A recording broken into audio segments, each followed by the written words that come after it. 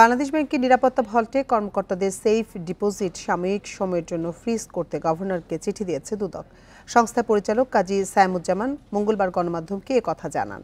চিঠিতে বলা হয়, গত ২৬ জানুয়ারি আদালতের অনুমতি নিয়ে দুদক সাবেক ডেপুটি গভর্নর শীতাংশু কুমারের সেফ ডিপোজিট তল্লাশি করে। ভল্টে তার জমা করা ৩টি সিলগালা কৌটা খুলে ৫৫,০০০ ইউরো, ১,৬৯,৩০০ মার্কিন ডলার, ১ কেজি ৪ গ্রাম স্বর্ণ ও ৭০ লাখ টাকার এফডিআর পাওয়া যায়। তল্লাশিকালে সেখানে ব্যাংকের আরও কিছু কর্মকর্তার সিলগালা সেফ ডিপোজিট নিয়ে সন্দেহ তৈরি হয়, যাতে অপ্রদর্শিত সম্পদ থাকতে পারে বলে সন্দেহ দুদকের। চিঠিতে আরও বলা হয়, অর্থ উপদেষ্টাও ভল্টে রাখা সম্পদ সাময়িক ফ্রিজের সম্মতি দিয়েছেন। বাংলাদেশ ব্যাংকের বিভিন্ন পর্যায়ের কর্মকর্তাদের বিরুদ্ধে অর্থ পাচার সহ নানা অভিযোগে দুদকের অনুসন্ধান চলছে।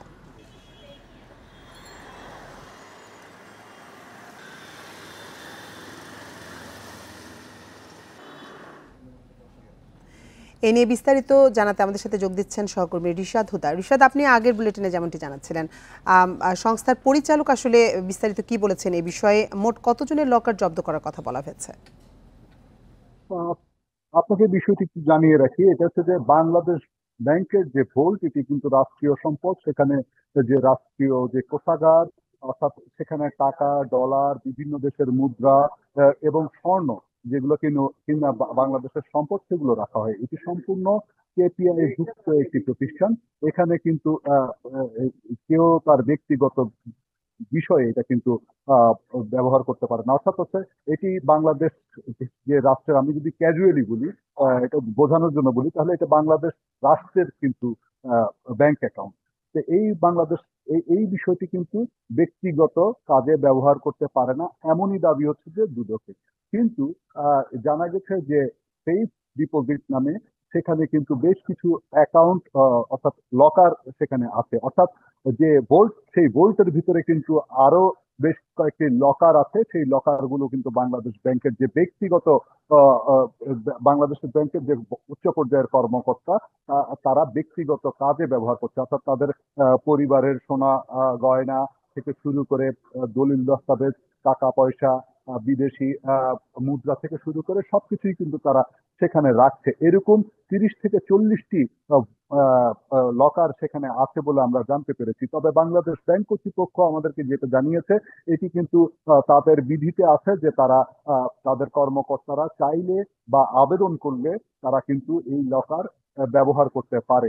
তবে দুদকের দাবি হচ্ছে যে রাষ্ট্রীয় যে কেপিআই ভুক্ত যে কোষাগার, সেই কোষাগারে কিন্তু অর্থাৎ সেই ভল্টে কিন্তু ব্যক্তিগত কেউই সেখানে রাখতে পারে না। এই বিষয়ে তারা কিন্তু একটি ঘটনা এখানে উদ্ধৃতি দিচ্ছে যে এক সময়ের সাবেক রাষ্ট্রপতি কিন্তু এই ভল্টে প্রবেশ করতে চেয়েছিলেন। তিনি ক্ষমতায় থাকা অবস্থায় চেয়েছিলেন, কিন্তু তাকে সেই ভল্টে ঢুকতে দেওয়া হয়নি, কারণ সেটি কেপিআই ভুক্ত এলাকা এবং এটি রাষ্ট্রীয় সম্পদ। এই মর্মে কিন্তু তাকে ঢুকতে দেওয়া হয়নি। সেখানে বাংলাদেশ ব্যাংকের যে উচ্চ পর্যায়ের কর্মকর্তা আছে, তাদের কিন্তু সেখানে ভল্ট পাওয়া গেছে। ইতিমধ্যে আপনারা জানেন যে 26 জানুয়ারি বাংলাদেশ ব্যাংকের সাবেক ডেপুটি গভর্নর এস.কে সুরের যে ভল্ট, সেই ভল্টের তল্লাশিতে দুদক যায়। তখন কিন্তু প্রথম অবস্থায় দুদককে তারা সেই ভল্টে প্রবেশ করতে দেয়নি।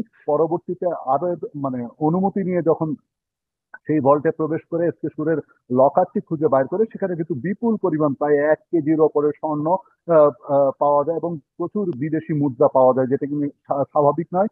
দুদকের ধারণা সেটি তার আয়ের সাথে, বৈধ আয়ের সাথে কোনোভাবেই আসলে সমন্বয় করে না বা সেটি সাপোর্ট করে না। তো এই ধরনের দুদকের এছাড়াও বিএফআইর সাবেক যে প্রধান আছে মাসুদ বিশ্বাস, সেই মাসুদ বিশ্বাসও কিন্তু সেই সেখানে লকার আছে বলে দুদক জানতে পারে এবং তার লকারটি সম্পর্কে আসলে জানতে চায়।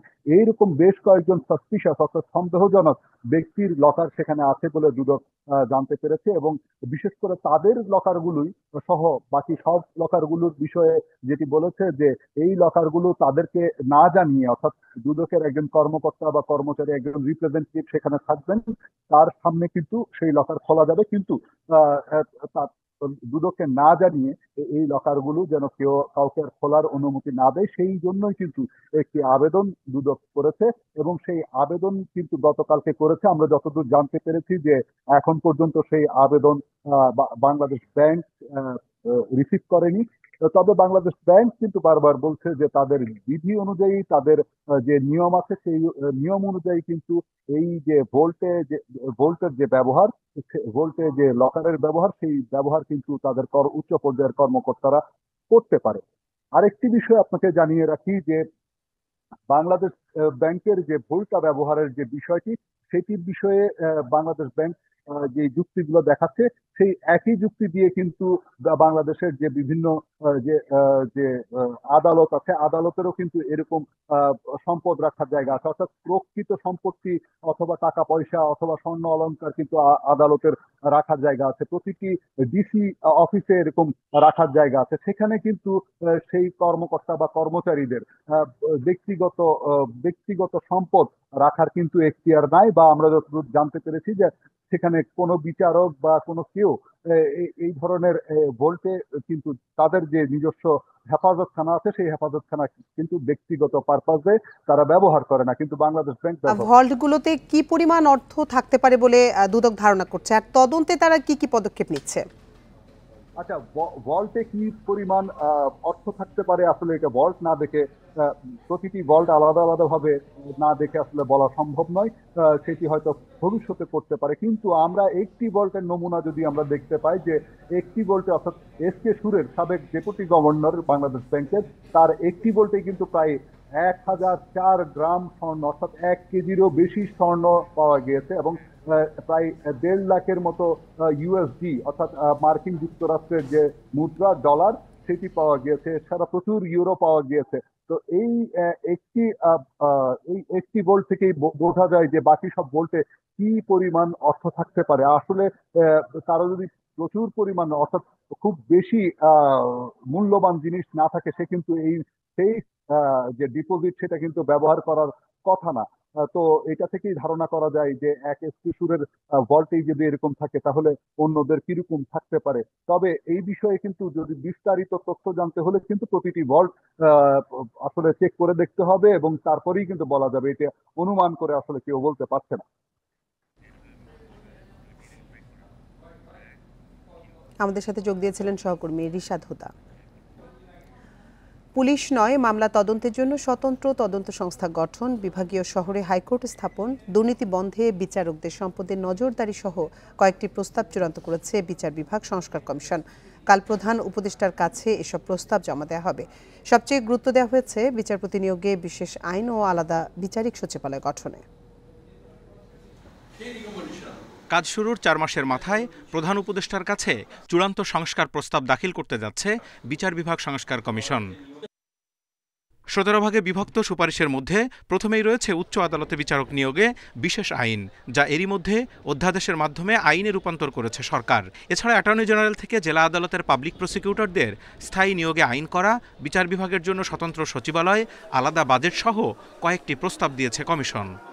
বিচার বিভাগকে স্বচ্ছ এবং সুন্দর করতে হলে আজ আমাদের উচ্চ আদালত সম্পর্কে যে জনমনের নিদারুণ অশান্তি এবং প্রশ্ন, সেখানে স্বচ্ছতা, দুর্নীতিমুক্ত পরিবেশ যদি আমরা করতে না পারি, এই জন্য আমরা 1 নম্বরই আমাদের এজেন্ডার যেটা করেছি, সুপ্রিম কোর্টের বিচারক নিয়োগ, শৃঙ্খলামূলক ব্যবস্থা ও অপসারণ।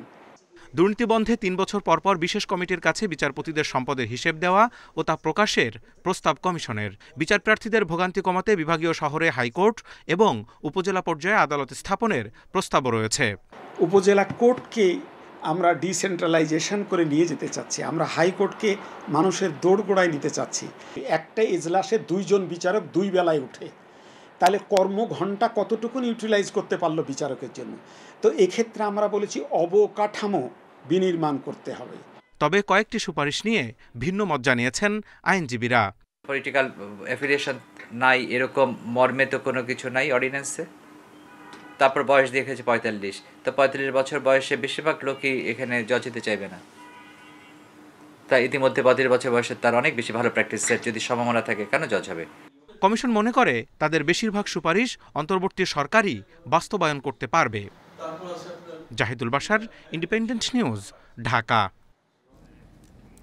স্বাস্থ্য খাতের অচলাবস্থার জন্য বিগত সরকারকে দায়ী করে বিএনপি দীর্ঘমেয়াদে 10 বছরের সংস্কার প্রস্তাবনা দিয়েছে।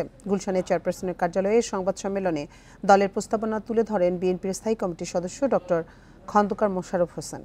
বর্তমান সরকারের প্রতি আহ্বান জানিয়ে বলেন, জনগণের স্বার্থে যেসব সুপারিশ করা হবে তা সংস্কারে যেন প্রাধান্য পায়। স্বাস্থ্য খাতের অচলাবস্থার জন্য বিগত সরকারের ব্যক্তিস্বার্থ ও নানা অনিয়মকে দায়ী করেন ডক্টর মোশাররফ। বলেন, বর্তমান সরকারের সকল সংস্কার কার্যক্রমকে স্বাগত জানায় বিএনপি, তবে নির্বাচিত সরকারের মাধ্যমে সংস্কার না হলে জনগণ সুফল পাবে না। বিএনপি ক্ষমতায় গেলে 24 ঘন্টা হেল্পলাইন চালুর ব্যবস্থা করা হবে।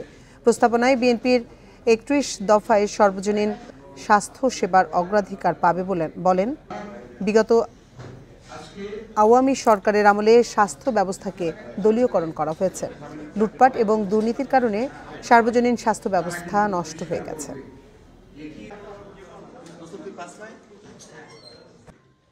দলের পক্ষ থেকে সবার জন্য স্বাস্থ্য পর্যায়ক্রমে বাস্তবায়নের লক্ষ্যে জাতীয় স্বাস্থ্য খাত সংস্কার প্রস্তাবনার একটি খসড়া জনগণের জন্য উপস্থাপন করার জন্য আজকে এখানে আপনাদেরকে কষ্ট দিয়েছি।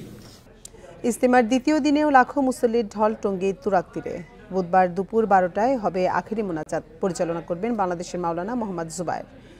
এদিকে বার্ধক্যজনিত কারণে এ পর্যন্ত 7 মুসল্লির মৃত্যু হয়েছে। তবে এ পর্বের আখেরি মোনাজাতে যান চলাচল বন্ধ করা হচ্ছে না বলে জানিয়েছেন গাজীপুর মেট্রোপলিটন পুলিশ। টঙ্গীর তুরাগ তীরে শুরাই নিজামের বিশ্ব ইজতেমা দ্বিতীয় পর্বে লাখো মুসল্লি ইবাদতে মশগুল। মুসল্লিরা জানান, ইজতেমা ময়দানে টানা 3 দিন ধরে যে দিনের শিক্ষা পাচ্ছেন তার আলোকে আগামীতে পথ চলবেন। পাশাপাশি ইসলাম প্রচারে রাখতে চান ভূমিকা। বিশ্ব ইজতেমা থেকে শিক্ষণীয় হলো যে আল্লাহকে কিভাবে সন্তুষ্ট করা যায় এবং পরকালে জাহান্নামের আগুন থেকে বেঁচে জান্নাতে যাওয়ার জন্য আমাদের যে মূল সম্বল ঈমান, সেই ঈমান শিখা।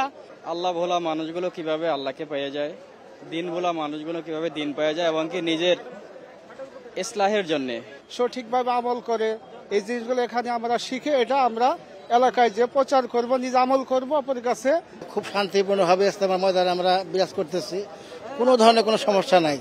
দ্বিতীয় পর্বের আখেরি মোনাজাতে বুধবার আরো মুসল্লিরা যোগ দেবেন। তবে এবারই প্রথম মোনাজাতের সময় ইজতেমা ময়দানের আশপাশের যান চলাচল বন্ধ করা হচ্ছে না। মুসল্লিদের যাতায়াতের সুবিধার জন্য চালু থাকবে বিআরটি বাস লাইন। আখেরি মোনাজাতের সময় আমরা চেষ্টা করব বিআরটি লাইনটি সচল রাখার জন্য।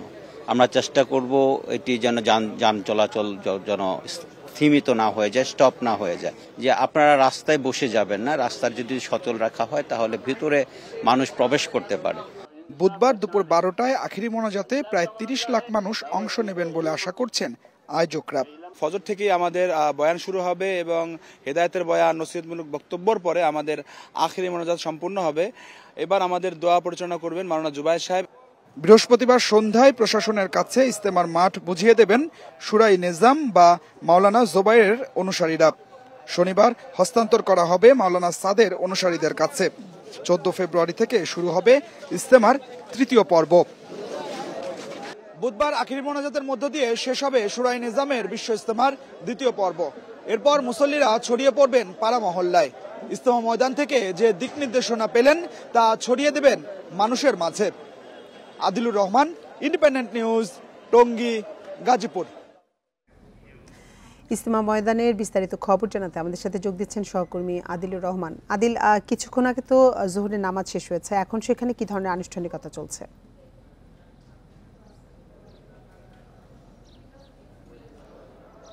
দেখুন, জোহরের নামাজের পরে আবার আম্বয়ান শুরু হয়েছে।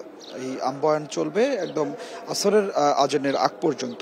এই জোহরের পরে যে আম্বয়ানটি আসলে শুরু হয়েছে, এই আম্বয়ানের মাধ্যমে এখানে টঙ্গীর তুরাগ তীরে ইজতেমা ময়দানে যে 160 একর জায়গা আছে, এই 60 একর জায়গায় যেসব মুসল্লিরা খিত্তায় খিত্তায় অবস্থান নিয়েছেন তারা খুব মনোযোগ দিয়ে এই আলেমের বক্তব্য তারা শুনছেন এবং এই বক্তব্যের মাধ্যমে তারা বিভিন্ন দিক নির্দেশনা পাচ্ছেন। মূলত এই ইজতেমা ময়দানে যারা এসেছেন তারা সারা বছর পাড়া মহল্লার যেসব মসজিদ আছে সেই মসজিদে তারা অবস্থান করেন, পাড়া মহল্লায় ইসলাম প্রচার করে থাকেন।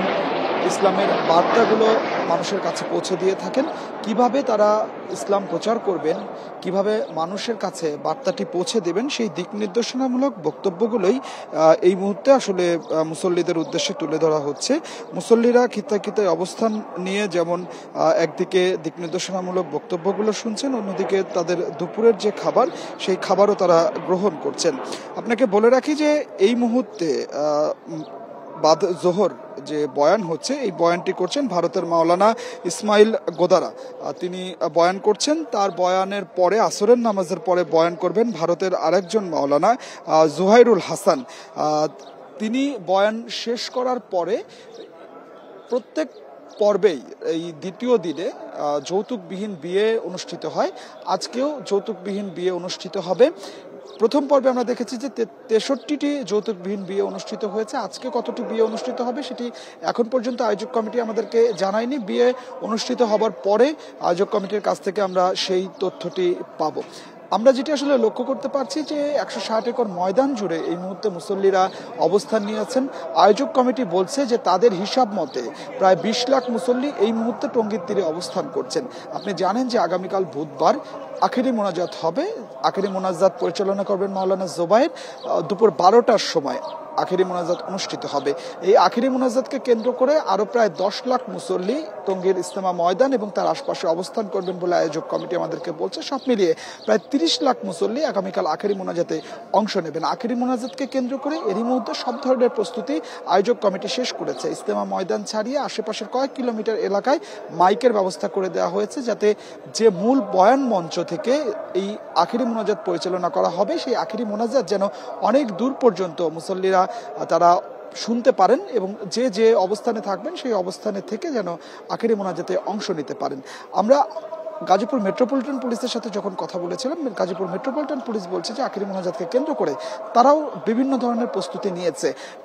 অন্যান্য বছর এবং প্রথম পর্বেও আমরা দেখেছি যে আখেরি মোনাজাতকে কেন্দ্র করে আগের দিন রাত 12টা থেকে সব ধরনের যানবাহন চলাচল বলতে গণপরিবহন এবং পণ্যবাহী যে পরিবহনগুলো আছে সেগুলো বন্ধ করে দেওয়া হয়।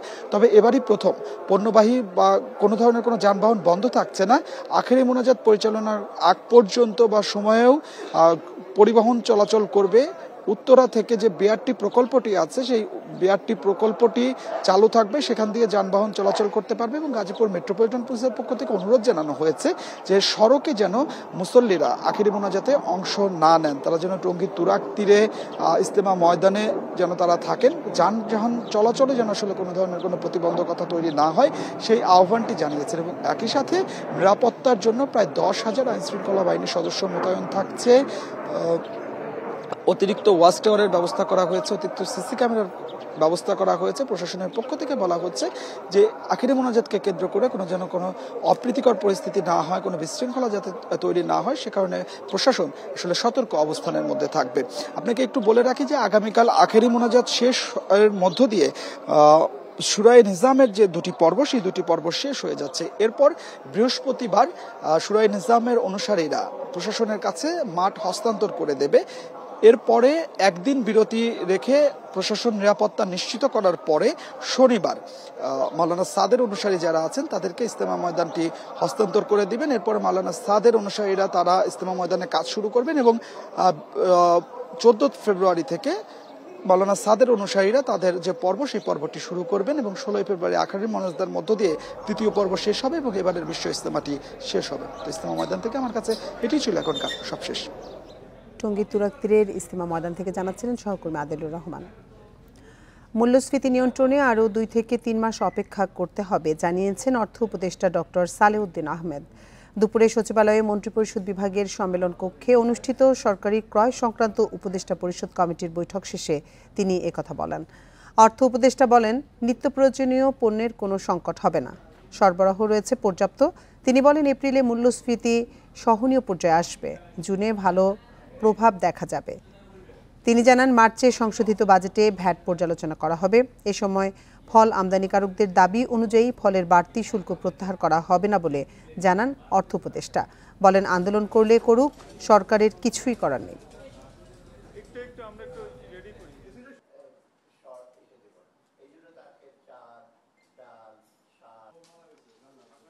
জানুয়ারি, ফেব্রুয়ারি, মার্চ, এপ্রিলে এটা দিয়ে যেগুলো অ্যাকশনটা নেব তখন আপনার কিছুটা হয়তো ইম্প্যাক্ট আসবে। সেটা সেন্ট্রাল ব্যাংকের থেকেও একটা ইস্যু আসছে যে আমরা হয়তো কিছুটা আমরা মডারেটিং, আমরা জুন মাসে গেলে হয়তো আমরা আইডিয়াল সিচুয়েশন যদি 6, 7 বাইশে যেতে পারি, এটা বেটার হয় আমাদের জন্য।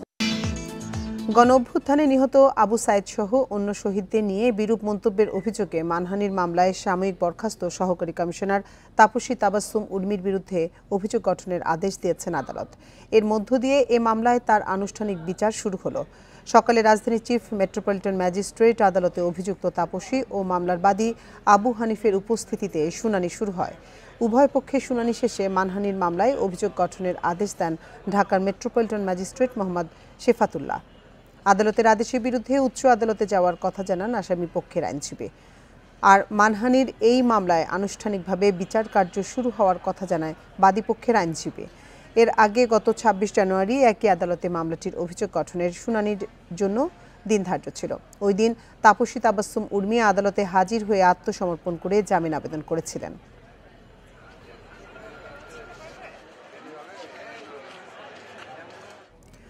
রাজধানীর শেওড়াপাড়ায় নারীকে দল বেঁধে ধর্ষণের অভিযোগে কাফরুল থানায় মামলা হয়েছে। সোমবার রাতে সেই বাড়িতে অভিযান চালিয়ে জব্দ করা হয় বিদেশি মদ ও ফেন্সিডিল। আটক করা হয় এক কর্মীকেও। বাসিন্দাদের দাবি, ভবনটিতে অবাধে চলত অসামাজিক কার্যকলাপ, তবে এসব বিষয় নিয়ে কোনো কথা বলেনি পুলিশ। রাজধানীর শেওড়াপাড়ায় এক নারীকে রুমে আটকে রেখে দল বেঁধে ধর্ষণের অভিযোগ উঠেছে। ভুক্তভোগীর বান্ধবীর অভিযোগ, 10 থেকে 12 জনের একটি দল রুমে নিয়ে তাকে ধর্ষণ করে। এ ঘটনায় বান্ধবীকে সঙ্গে নিয়ে কাফরুল থানায় মামলা করেন ভুক্তভোগী নারী। ধর্ষণ করতে আর কি বলছে, যদি ও বাইরে তুলেছিল বলে ওরা বলে চুলে দিয়ে আবে ইয়া দিছে, ওরা যদি বলস তাহলে তোর আর হ্যান থেকে যেতা যাইতে দিন, তবে অনেক কষ্টেই ই করে মনে করেন।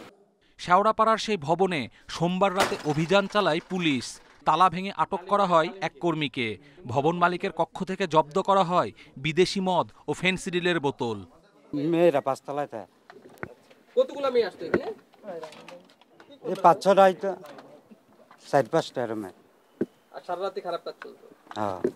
ভবনের 5ম তলায় কঠোর নিরাপত্তা বেষ্টনী। দরজা বন্ধ থাকায় ভেতরে ঢুকতে পারেনি ফায়ার সার্ভিস ও পুলিশ সদস্যরা। ভবনটির 4 তলার জিমের মালিক মোহাম্মদ শাহজাহানের দাবি, বন্ধ হওয়া হোটেলটিতে অবাধে চলত অবৈধ ও অসামাজিক কার্যকলাপ। ওইখানে যে মেয়েরা আসে, তারপর ছেলেরা আসে। হ্যাঁ, কালকে রাতে কি হয়েছে? কালকে পুলিশ এসেছিল। কালকে রাতে পুলিশ এসেছিল, ঢুকতে পারেনি, তালা মারা আসছিল। এসব বিষয়ে মুখ খুলতে নারাজ ঢাকা মহানগর পুলিশের মিরপুর জোনের সহকারী পুলিশ কমিশনার মাহমুদুল হোসাইন। মানে আজকের বাইরে গত রাতে পুলিশের 2টা গাড়ি এসেছিল, এখানে ওঠার চেষ্টা করতে পারে নাই। এই জিনিসটা, এই বিষয়টা আপনার নলেজে আছে কিনা, যেহেতু আপনি উত্তর কর্মকর্তা? আমি এগুলো নিয়ে কিছু বলতে যাচ্ছি না আপনার, প্লিজ। কাল রাতেও পুলিশের 2টা গাড়ি আসছিল নিচে, এবং এই বিল্ডিং এর একজনের সাথে কথা বলেছে। কথা বলি প্লিজ। আসলে কেন আসছিল পুলিশ গতকাল? প্লিজ, কোনো ইনফরমেশন ছিল কিনা প্লিজ। এদিকে সংঘবদ্ধ ধর্ষণের অভিযোগ নিয়েও কিছু বলতে চাননি পুলিশের এই কর্মকর্তা। কপিল পাল, ইন্ডিপেন্ডেন্ট নিউজ, ঢাকা। দপ্তরিয়ার শিক্ষকদের চরম অবহেলায় স্কুল প্রাঙ্গণে অগ্নিদগ্ধ হয়ে প্রাণ গেছে 5 বছরের শিশু সামিয়ার। চাঁদপুরের তেতুইয়া প্রাথমিক স্কুলের মাঠে ময়লার স্তূপের আগুনে শিশু শ্রেণীর শিক্ষার্থী সামিয়া দগ্ধ হলে তাকে বাঁচাতে কার্যকর পদক্ষেপ নেননি শিক্ষকরা। তদন্তে অবহেলার প্রমাণ মেলায় 8 শিক্ষককে বরখাস্ত ও দপ্তরের চুক্তি বাতিল করা হয়েছে জানিয়েছেন শিক্ষা অফিসার। অভিযোগ নাই, বন্দার উপর আছে, কেন বন্দারা সচেতন ছিল না? কান্নাজড়িত কণ্ঠে এমন প্রশ্ন শিশু সামিয়ার মায়ের। স্কুলে যাওয়ার আগ্রহে সেদিন নিজে নিজেই পোশাক পরেছিল 5 বছরের সামিয়া। পড়ার টেবিলে এখনো পড়ে আছে নতুন বই। সে সবই এখন বিষাদের স্মৃতি। গত 21 জানুয়ারি তেতুইয়া প্রাথমিক স্কুলের মাঠের আবর্জনায় ধরানো আগুনে দগ্ধ হয় শিশু সামিয়া। 5 দিন পর ঢাকা মেডিকেলের বার্ন ইউনিটে মৃত্যু হয় তার। তদন্তে নেমে চরম অমানবিক আচরণের তথ্য পেয়েছে কমিটি। প্রতিবেদনে জানা যায়, নিয়ম ভেঙে স্কুল চলার সময় ময়লার স্তূপে আগুন দেয় দপ্তরি। নজরদারি না থাকায় আগুনের কাছাকাছি এসে অগ্নিদগ্ধ হয় সামিয়া। শিশুটির জামার আগুন নেভাতে উপস্থিত 8 শিক্ষকের কেউই পানি ঢালা, কাপড় চেপে ধরা বা অন্য কোনো কার্যকর পদক্ষেপ নেননি, বরং জামা কাটার জন্য কাঁচি আনতে বাড়ি যান একজন। অবহেলার জেরে শিশুটির শরীরের অনেক অংশ পুড়ে যায়। এক প্রতিবেশীর সহায়তায় সামিয়াকে হাসপাতালে নেন তার বোন। তদন্ত প্রতিবেদন পাওয়ার পর দপ্তরের সুমন মজুমদারের চুক্তি বাতিল ও উপস্থিত ৮ শিক্ষককে সাময়িক বরখাস্ত করা হয়েছে। পাশাপাশি প্রধান শিক্ষক মাসুক হাসানকে বরখাস্ত করতে বিভাগীয় কর্মকর্তার কাছে সুপারিশ করা হয়েছে। শিক্ষকদের উচিত ছিল তাকে পানি দিয়ে আগুন নিভিয়ে তাকে আবার ডাক্তার কাছে নিয়ে যাওয়া, কিন্তু শিক্ষকরা সেটা করে নাই। এটা অমানবিক কাজ করছে, সেজন্য তারা তাদের দায় এড়াতে পারে না। শিশু সামিয়ার করুণ মৃত্যুর জন্য শিক্ষকদের সচেতনতার অভাবই দায়ী বললেন ফায়ার সার্ভিস কর্মকর্তা।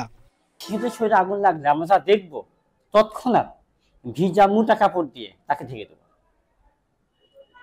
মোটা কম্বল দিয়ে অথবা মোটা কাপড় দিয়ে ঢেকে দেবো।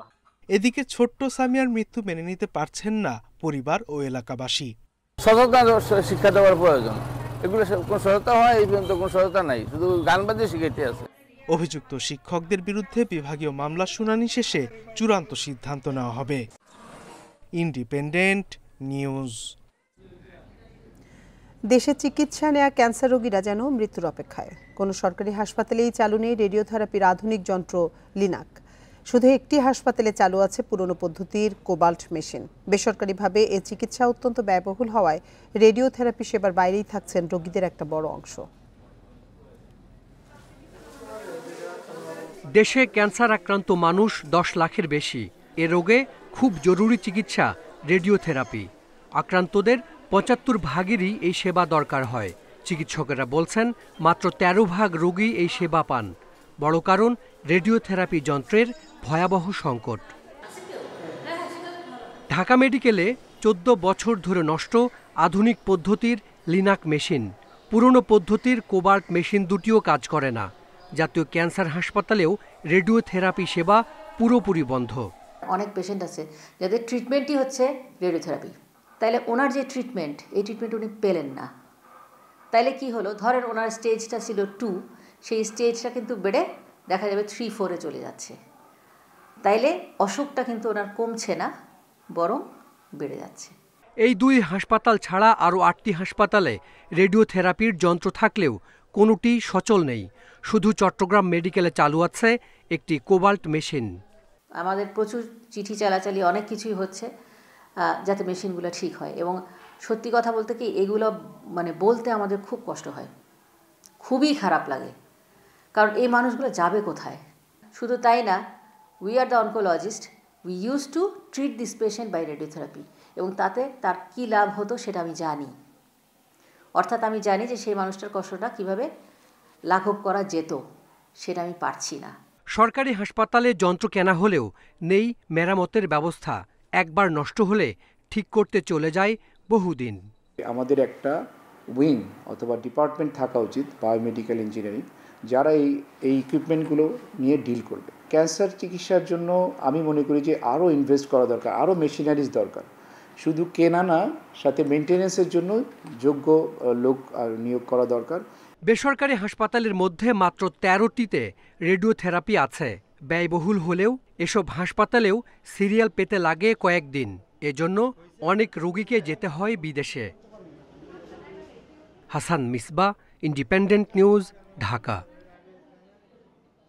চট্টগ্রাম বন্দরে বিনিয়োগের আগ্রহ দেখিয়েছে কয়েকটি বিদেশি নামকরা প্রতিষ্ঠান। ওয়ার্ল্ড ইকোনমিক ফোরামে প্রধান উপদেষ্টা প্রফেসর ইউনূসের সাথে বৈঠকে চট্টগ্রাম বন্দরে বিনিয়োগের বিষয়ে আলোচনা করে তারা। অর্থনীতির জন্য এটি ইতিবাচক হলেও বিশেষজ্ঞরা বলছে দেশের স্বার্থ বিবেচনায় সতর্কতার সাথে সিদ্ধান্ত নিতে হবে। চট্টগ্রাম বন্দরের টার্মিনাল পরিচালনায় যুক্ত আছে সৌদি আরব ভিত্তিক RSGTI। এবার বে টার্মিনাল, লালদিয়াচর টার্মিনাল, মাতারবাড়ি টার্মিনাল সহ বেশ কিছু কর্মকাণ্ড পরিচালনায় আগ্রহ দেখিয়েছে বিশ্বখ্যাত কয়েকটি প্রতিষ্ঠান।